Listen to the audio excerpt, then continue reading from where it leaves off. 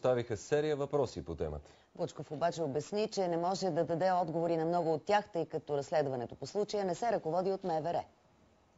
Вътрешният министър повтори пред депутатите фактите около изчезването на тефтерчетата на Филип Златанов от колата на вещото лице Стефан Бенчев на 5 ноември. Вучков подчерта, че това се е случило 2 дни преди кабинетът Борисов да поеме властта. Отбеляза, че не се дистанцират от проблема, но поиска отговорността да не се прехвърля върху МВР. Веселин Вучков многократно посочи, че кражбата се разследва от прокуратурата, а не от МВР. Потвърди също, че Стефан Бенчев е подал сигнал за откраднати пари и лични документи, но не и за веществени доказателства.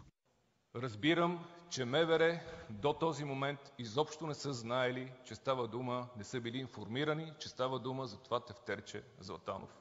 Вучков допълни, че Стефан Бенчев е бивш служител на МВР, но е пенсиониран преди години. Депутати поискаха повече детайли около кражбата, има ли разпитани и задържани. Кой унищожи веществените доказателства за това престъпление? Защото за всички е ясно, за целия български народ, че Филип Златанов е само бушона. И тук се прави усилие да се ограничи съдебното дирене само до този бушон. Това веществено доказателство би било основно по дело срещу лицата с инициалите ИФ, ЦВЦВ, ББ. Знае се, че е имало 2 тефтерчета, черно и червено. Знае се, че е гледано само едно тефтерче. А в другото, в което е имало единственото пълно изписано име, Д. Пеевски, не е гледано. Хора като господин Делян Пеевски доведаха до комичната ситуация ДПС да се чете Делян, Павел и Сава. В ксерокопията имаше и други имена и твърдението, че едно единствено име има напълно изписано. Не е вярно, лъжа е. Внушения са.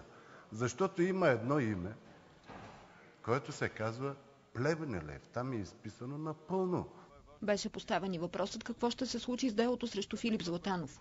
Дали апелативният съд ще потвърди първоинстанционната присъда, след като ги няма тези важни доказателства, които са неизменна част от материалите по делото. Никой тук не показа официален документ, че въпросното вещо лице въобще е получило тези тефтери по надлежния ред и от кой ги е получило. Ако става дума за умишлено отнемане на това веществено доказателство от вещото лице в един много критичен момент, тогава става дума за много сериозен пробив в националната сигурност на България. Вътрешният министър заяви, че е разпоредил на шефа на СДВР да окаже пълно съдействие при разследването. Да се потърси възможност да се открият записи на камери още същия ден, между другото. Директора на СДВР му уведоми, че са предприети съответни действия, евентуални свидетели и така нататък, и така нататък. Надявам се и аз, както всички останали, тези веществени доказателства да се открият. Вучков посочи също, че са необходими законодателни промени, за да се решат проблемите със съдебните експертизи.